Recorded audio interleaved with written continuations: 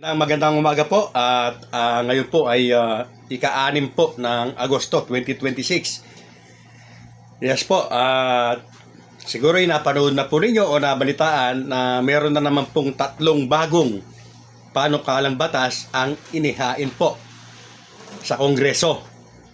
So, sa lahat po ng mga nag-PM, nag-text, tumawag po sa akin na pinaniniwalaan na postpone na po ang halalan dahil aprobado na po sa Kongreso. Ito po yung aking maisasagot dahil hindi ko po kayo lahat masasagot through PM. Napakarami po ninyo. Mga kabarangay, ayan po, malinaw po na may bago na naman pong panukalang batas na inihain. Kung postpone na po ang halalan, kung approve na po ang postponement, bakit mayroon na naman pong tatlong bagong panukalang batas? Alam po ninyo mga kabarangay, paulit-ulit po tayong nagsasabi na back to basic. Kagaya ng sinasabi din po ng COMELEC na hanggang walang bagong batas, November 2, 2026 po, ang barangay at SK election, napakasimple lang naman po.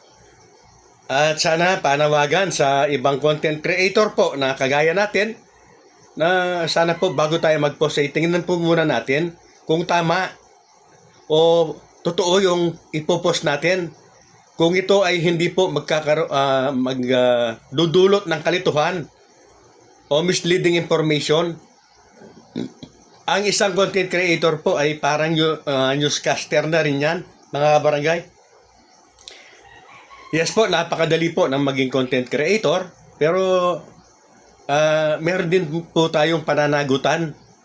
Hindi yung kikita ka lang o para kumita ka lang ay kahit peke. Kasi sa mga nanonood, mas pinuputok po kasi yung mga fake news yung mga hindi totoo. Kaya yung iba po ay dyan po sila pumapanig o yan po ang ginagawa nila. Balikan po natin mga kabarangay, yan nga po may isinulong na bago. Ano ang mangyayari dyan? Yung mga nauna po ay nandyan na po sa committee hearing. So, yung nauna at ito pong 3 bago na ito o kung meron pa ay pag-iisahin po yan ng Kongreso. Pag-iisahin po, magkakaroon nga po ng committee hearing. At matapos ang committee hearing, yan po, magkakaroon na yan ng committee report. Muling ibabalik sa plenaryo, pag-uusapan muli.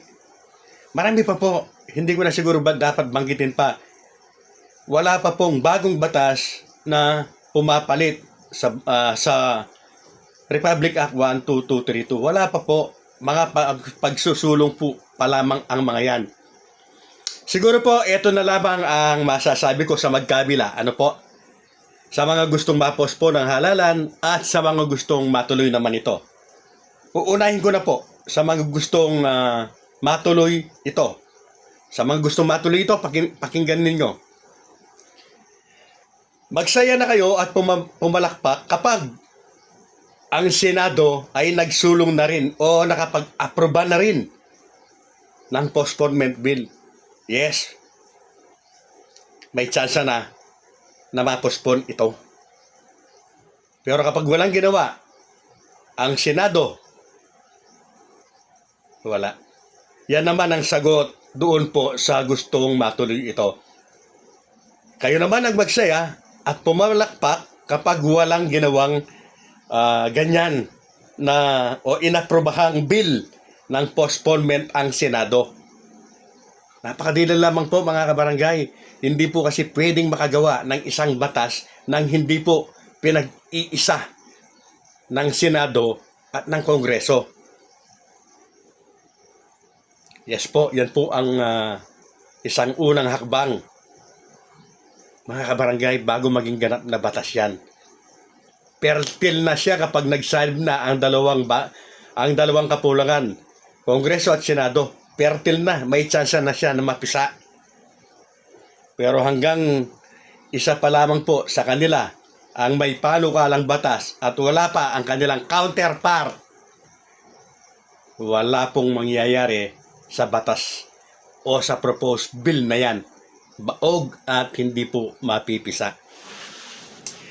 Muli po mga kabarangay, doon sa mga nag-PPM, nagtitext, tumatawag, ang umiiral pa rin po na batas hanggang sa kasalukuyan ay ito pong Republic Act 12232 na nagtatakda ng halalan sa November 2, 2026. Huwag po kayong maniniwala hanggang wala pong lumalabas na bagong batas na nagpo-postpone po sa RA 12232 para hindi po kayo malito.